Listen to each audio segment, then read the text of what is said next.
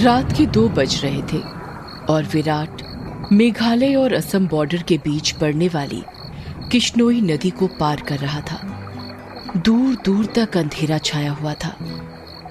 एक गहरे सन्नाटे ने किश्नोई नदी को घेर कर रखा हुआ था और उसी नदी के ऊपर काले बादल मंडरा रहे थे, जिन्हें देखकर ऐसा लग रहा था कि किसी भी पल वो बरसने वाले हैं।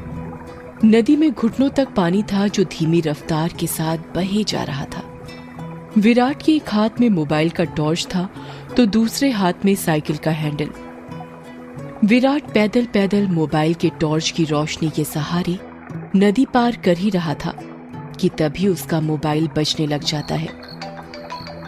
विराट फोन उठाते हुए कहता है, हाँ वन्ना बोलो।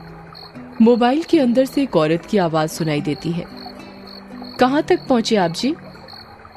किश्नोई नदी तक पहुंच गया हूं वन्ना, बस ये किश्नोई नदी पार की और फिर मैं सीधे तुम्हारे पास। वन्ना की घबराते हुए आवाज सुनाई देती है। क्या कहा? किश्नोई नदी पार कर रहे हो आप?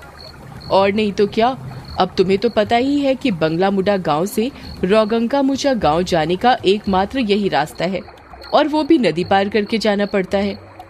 आपको इतनी रात में वापस नहीं आना चाहिए था, ग्रेवयार्ड कोठी में ही रुक जाना चाहिए था। आपको पता है ना नदी के पास वो घूमती है।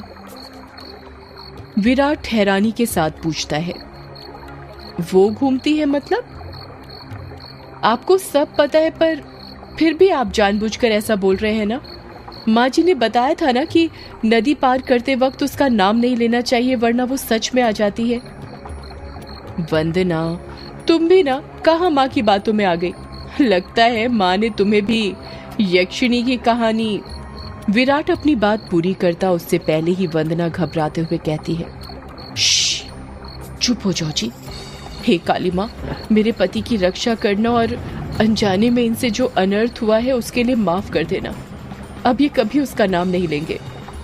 विराट हंसते हुए कहता है, क्या वंदना, तुम भी ना, ये यक्षिणी वक्षिणी कुछ नहीं होती, समझी तुम? ये सब बस मनगढ़ंत बातें हैं जो गांव वालों ने बनाई है और कुछ नहीं। आप नहीं मानते तो मत मानिए, पर मैं तो मानती हूँ। आप ना जल्दी से आ जाइए बस।